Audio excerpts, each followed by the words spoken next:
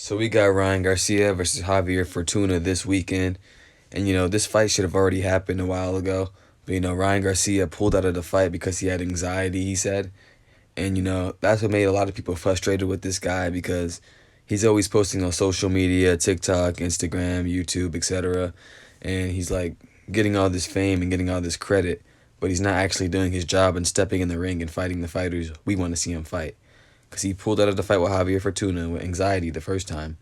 And then he had a fight against Jojo Diaz, and he broke his hand, so he wasn't able to make that fight. So Devin Haney took it, and he beat Jojo Diaz. And so Ryan Garcia, he's been pulling out of a couple fights, and people are really frustrated at that. But now he has a chance to kind of redeem himself because he was already supposed to fight Fortuna, anxiety, but now he can redeem himself by beating him this Saturday if he can get the job done. But it's not going to be no easy work to beat Javier Fortuna. He's obviously a pretty skilled fighter.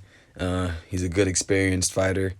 And, I think Ryan Garcia, the biggest problem for him in this fight would be fighting another southpaw fighter because you saw against Luke Campbell, who was also a southpaw, he gave Ryan Garcia some issues, and he actually knocked Ryan Garcia down, which was extremely shocking for everyone because Ryan Garcia is supposed to be this big star, this future star. And then he got dropped in a fight he was supposed to actually dominate in. I think he should have. But he still did win that fight. He showed he had heart. He got back on his feet. And he won the fight by knockout with a mean body shot. And, it happened. But he did get knocked down. And it has many people questioning his defense. He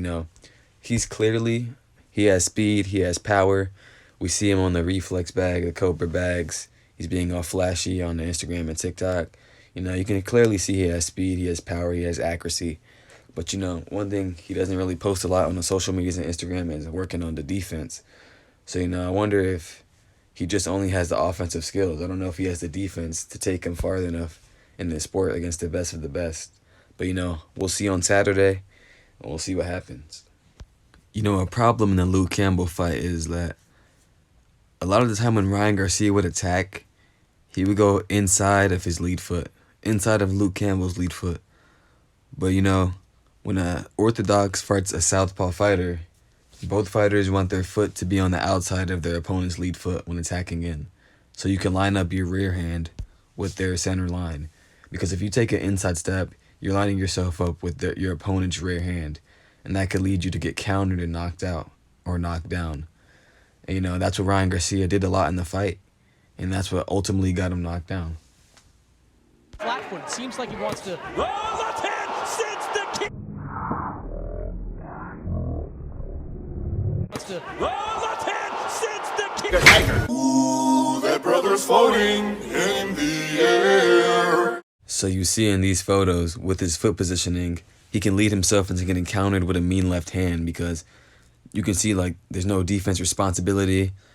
His foot positioning is in bad placement, and his face is lined up perfectly for a mean left hand. And, luckily Luke Campbell never really countered him with a mean left hand in those positions, in those pictures. But fighting a guy like Gervonta Davis possibly in the future, you can't get away with that. He's too explosive. He's also a southpaw, and he has a mean left hand. And if you get caught by that in that position, he'll send you to the shadow realm. But to be fair, in the Luke Campbell fight, Ryan Garcia did make the proper adjustments. His foot positioning started to look much better, and he ultimately won the fight by a body shot knockout. And so that shows he does have the skills to win fights, and he does understand foot positioning. Either that or his coaches told him to fix it, and he listened, and he made the adjustments and won. So, my final prediction, I think Ryan Garcia should win this fight. I think he'll make the adjustments he needs to make. And I don't think it's time for him to lose yet. This is a fight he should win. And I think he's going to win by a decision, not a knockout, but a decision. But, I think he will get caught with a couple punches, and he might even get knocked down again if he doesn't fix those errors. But, I think he will fix those mistakes. But, I'm not a genie. I'm not a fortune teller. But I think Ryan Garcia wins. But the only way we really going to find out is after Saturday when the fight's over. So if you enjoy the video, hit the like button, hit the subscribe, and thanks for watching the channel. It's your boy JPJ the Great, and I'm checking out. Peace. Seems like he wants to. Oh,